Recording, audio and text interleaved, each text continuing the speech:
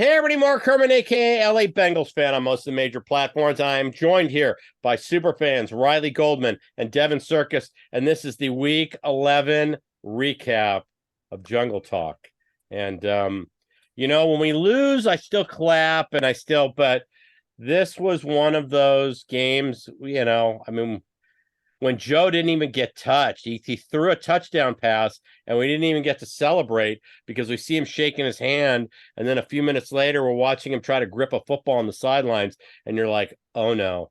And we had taken the lead, I believe. Didn't we take the lead on that touchdown? Put us up 10-7. Yeah, and then we stopped them. Before that, it looked like we were going to make a game of this. I thought we actually had a chance to win the game. I mean, we had missed a McPherson kick. Each team scored on their opening possession. The Ravens should have only been they missed a blatant holding penalty on third down. The Ravens should have only been a field goal, but they got the touchdown. We answered with a field goal. And then, then we have a couple 3-and-outs by both teams. We go down the field. We miss a field goal.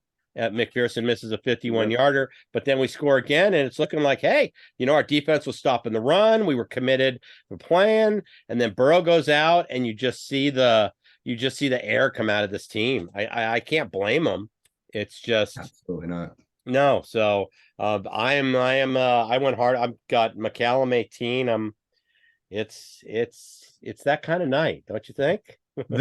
What'll be interesting to see is you made the comment. I think everybody initially thought the injury was on the touchdown. They did show one replay. Something weird happened on the play before. Right. I almost think it's impossible that it happened on the touchdown. I think something happened on the play. Nothing happened on the touchdown. He just threw the ball. Yeah. No. The play before, I think, is where he got hurt. I know right now we're recording about a half an hour after the game ended. I started late, caught up. I haven't seen anything online. I'm sure we'll see and know more tomorrow. I don't think the injury happened on the touchdown throw. I think it was the play before. There was pictures of him exiting the plane with a wrist brace on. So that's when so I think this is something that I forgot about that. I saw that earlier today. That's right. Yeah. So this is something, and maybe got aggravated on that tackle. But right. But whatever the case. But what's weird is when they showed the replays of him trying to get loose after the touchdown, what's weird is you saw him do this and he couldn't get his arm up, which to me doesn't indicate a wrist injury. That indicates an elbow injury, but everybody was saying wrist. I'd heard that Zach said wrist after the game. They think it's a sprained wrist. I don't know. We'll know more in the coming days. Got an extra 4 days to heal and rest, and we'll see. But look, 5-5. The division is done. There's zero chance of winning the division. Yeah, no way. We don't play a team without every opponent we have left on the schedule has a winning record. Obviously, if Burrow misses a game or two, we don't have a chance to win a game without him, and the season's over. Right. Yeah. This is, Jake and I talked about it. Riley and I have talked about it. I saw somebody, I'm not taking credit for this comment. I saw somebody on Twitter during the preseason say the way we're dealing with the backup quarterback position is ownership malpractice, that we're not taking it seriously. And we didn't. And we had opportunities to upgrade that position. Simeon, the one thing, Jake and I, through all the preseason videos, said this, we don't have a backup. If Burrow misses any time, we don't have a Bridgewater to come in and like they had on the Saints where he went 4-0 or something while Breeze was out. Yep, I remember that. And Simeon, by the way, can't even get Zach Wilson off the field. He's the backup for the Jets, and they won't even go to him. No, that was our other option. That's because when they signed him, I think I tweeted out something about how desperate they were. Yeah, that's how bad he is, that he can't push Zach Wilson off the field. Yeah, it's the whole thing. It's just this was a weird game. We had opportunity. Pratt knocks the ball down, and Nelson Aguilar catches it and runs it into the end zone. It was just like we were like that close. Think about even Browning right before halftime. He hits Irwin, and if Irwin doesn't bobble the ball and touch the ground, the Ravens don't get the ball back. We actually can run some more time off the clock, and we were already in field goal range with that completion. So So I mean, it was just like little things like that. Nothing went our way, and Burrow getting hurt, and it was just, and then you could see the air just come out of our team. Yeah, yeah. The one thing I will say, I believe it was 14-10. Yeah, it was 14-10 that drive.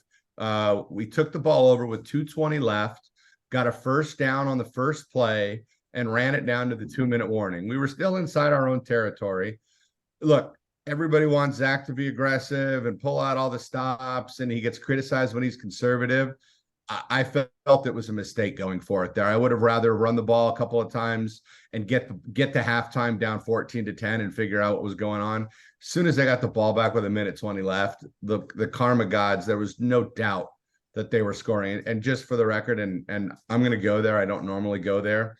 I'm not a officials cost us the game. You'll never hear me blame a result on officials. That was a very, very poorly officiated game. That pass interference that was called, I believe, was on DJ Turner. Oh, he didn't even touch it. Drive before halftime. The comment that was after when they showed the replay, is that ball was so poorly thrown that the official thought it had to have been pass interference for the receiver to be so discombobulated with where the ball was. There was another pass interference or multiple missed holds. I'm not that guy. I'm not blaming the refs. Right. No. You didn't hear a word out of me on the late hit on Asai in the Chiefs game. I don't go there, but that was a poorly officiated game. Well, and there was a touchdown taken away from the Ravens that wasn't really a hold. I mean, they had the jersey, though. The jersey was getting tugged. I agree it wasn't an egregious hold. Right. But when the official sees this, it's going to get called. But the DJ Turner, he never made contact with the player. That was there was another PI that wasn't PI. He never made contact. So, by the way, the Shedrick Jackson deep pass early in the third, if that's not PI, I don't know what is. Right. Well, I thought that, and I said, I turned to my daughter, we were watching the game, and I said, they do all that contact and there's nothing, and DJ Turner doesn't touch the guy, and there's a flag. Yeah, so, I realize you're Shedrick Turner or Shedrick Jackson. That might have been his first target in the NFL. Yeah, you're not gonna earn a call, but he didn't have to earn that. He got boxed out. DB never looked back. So, Riley, what was your takeaway in any of the game tonight? I mean, besides that horrible, I was watching that PI call and just didn't know what happened. I thought there was a hold on the line or something when they first threw the flag. Yeah. Because I saw no contact, but then it's just the guys who just kept falling to the ground at the end of the game, just the defense being gassed. I really hope that's all it was for the most part.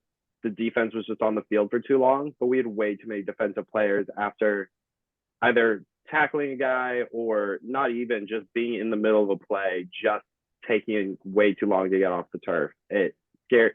Granted, we have a long week, so thankfully we have a long week, but it could be bad. This injury report coming up could be pretty long. Yeah, I mean, you had BJ Hill right before half. BJ Hill, I thought he blew out his knee the way because it was non-contact. He came back, thankfully. DJ Turner on that third down incompletion in the end zone limped off. He came back. I think CTB limped off and he came back. So you're right, Riley. I think anybody that got hurt came back. And by the way, speaking of my man CTB, I learned something tonight. I want to see what you guys know. CTB, when he makes a play, has always done this. Yes. And the sword, Jake and I text each other when he makes a play, sword it. I finally turned to Jake. Jake's, you guys know, Jake's in town, flew in tonight. I says, Jake, I know he does the sword, but what's the significance of that? And Jake's like, I honestly don't know, but it's cool. Whenever he makes a play, we text swords back and forth to each other. Do you guys know what that is? I don't know. My guess is it's like a samurai sword. What I learned today, my 15-year-old son taught us.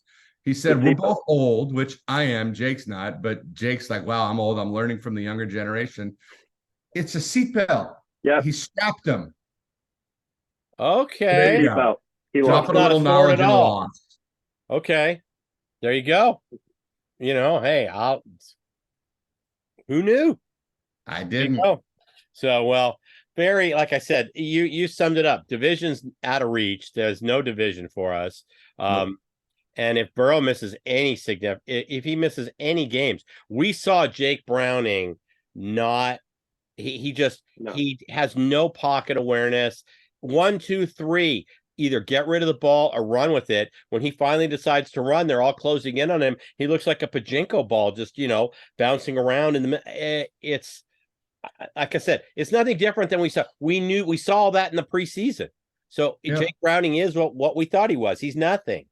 He's a placeholder on the roster. So if Burrow can't play against Pittsburgh, a week from Sunday, then our season, any hope of the season, we can't afford more than another loss or so. I mean, 10-7 will not get us in because we will not have any of the tiebreakers. Right. So we have to win 11 games. So, 11 means you have to go, it means you have to go 11-6. Well, we already have 5 losses. So that means we can afford one more loss.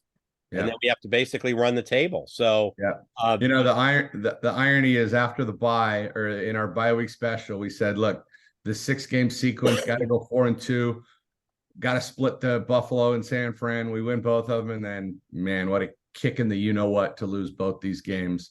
And I will say, look, I hate Baltimore more than I hate any franchise in all of sports. The San Francisco Giants, take that, Riley, are just as close.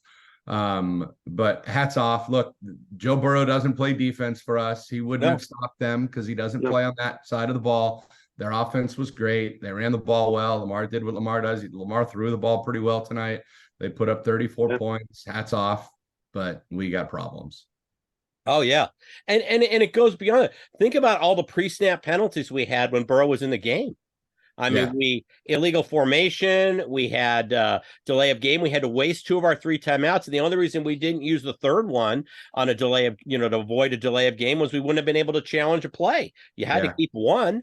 Yeah, and then Browning took another one in the second half. One other thing I want to point out that was kind of cool before Burrow got hurt, he was fired up. He was looking something fierce tonight. It was fun to watch him. When he was still in the game, again, Mixon ran the ball really well through his first 6 carries. I think he was averaging 7-8 yards a carry. I think at one point he had 7 for 50. He had the touchdown reception. I think he had 4 receptions for 30 yards at one point. It's a shame we didn't see how that game played out. That could have been a 31-28 great game, and who knows what could have happened. But that's the NFL. Yeah, we lost Riley there. I don't know where he went, but it's just, this one just hurt. This one, there he is. He's back. Sorry, I had to let my roommate in. Oh, the roommates in college. That's so this was just one of those. Like I said, this is why Riley and I talked last week about how big a loss the Houston loss was. It really was. And this one, a couple different plays, it might have been different before Joe got hurt. So. But it's gonna be tough. I'm not ruling anything out. I'm not quitting on the season.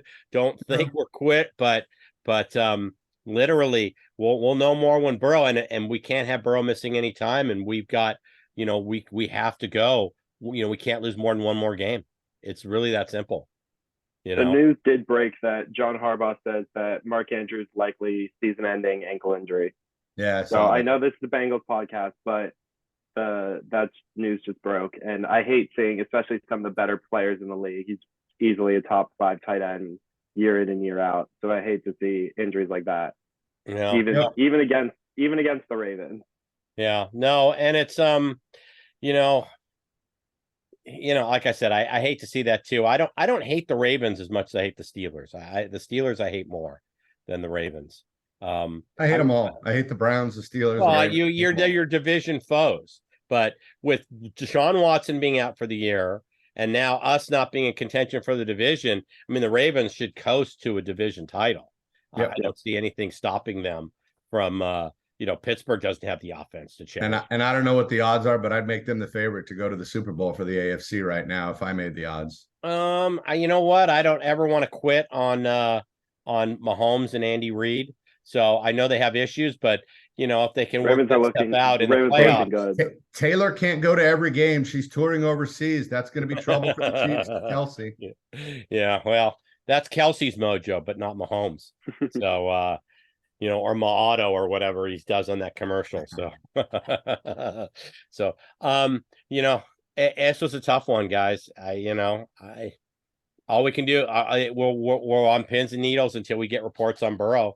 And like I said, the only positive thing I can draw is we do have the extended time. So, we'll Mark, see we do have one more positive. what more. What's the other one more positive? I think I have one too. I can wash this shirt. Yes, the smelly shirt gets washed. And Riley, what's your positive? I did like seeing how often Jordan Battle was in the game and in the play. Yes, I was really high on when we drafted him, and surprised we got him in the third. I'm really glad he's finally getting in the game, because Nick Scott has not been good. no, Yeah, I don't even think Nick Scott played much. I didn't even see him at all. well, I'm good. sure he got in on some, but I think I saw last week Nick Scott had, it was like 75% of the snaps, and Battle was only at 25, and people were calling at least 50-50. I feel like Battle flipped it, and that's not based on anything educated. That's just based on my amateur eye watching the game normally. Yeah. Well, we'll see how the report goes. If you don't subscribe, I forgot to say this in the beginning. If you don't subscribe, please subscribe. It's all we ask. Just support the channel. We do these recaps for you, even in somber moments like today. We tough it out. We come out here. We put these up for you. So please subscribe. Hit the bell so you get the notifications when we put up the videos, and we'll do previews before the next Sunday's game. We'll get a preview up Wednesday or Thursday. Riley, tell them where they can find you on Twitter, or the app formerly known as Twitter. Whatever you want to call the app, at Sportsball with 3 L's at the end. Just posting general sports news when I have time, because college is busy. Well, so trying to work on it, trying to post more. So I'm working on it. Yeah. Give them a follow. And like I said, we'll be back next week with the preview.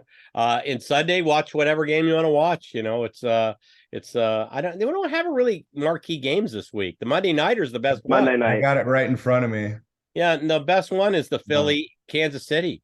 Philly Chiefs. No, there's not a good game. Go out and play golf or something. But we'll be back with it does not look like there's a single game between two winning teams other than Pittsburgh, Cleveland. Yeah, tells you everything is they didn't flex out of, what is it, Minnesota, Denver. Yeah, they could have flexed out this week, and they stayed with that game just because the best story on the thing is Dobbs. So you might as well just watch them Sunday night. And just for the record, if I'm not mistaken, Broncos 2 weeks in a row prime time. I know the Jets have had 2 weeks in a row prime time, and if I'm not mistaken, the Giants had 2 weeks in a row prime time. Yeah, well, three of the most dreadful, boring teams in football, 2 weeks in a row prime time. Well, you have your very first Black Friday game, and it's Miami against the Jets. That's your Black Friday game, because there's because of Thanksgiving. The games are on. So yeah, that's your prime video game. So all right, well, please subscribe, please hit the thumbs up, help us out with the analytics. We'll be back with a preview next week, and let's all cross our fingers and hope that Joe Burrow is available for the Pittsburgh game. That's yes, all. Sir. That's it. Our playoff hopes are relying on the fact that Burrow is ready next Sunday, because Browning is not going to do anything. And hopefully we take a more serious approach to the backup quarterback position next season, and we don't just pretend like it's a placeholder, because it's not. All right, take care. Have a good week, everybody. Hoo day. Hoo day. Hoo day.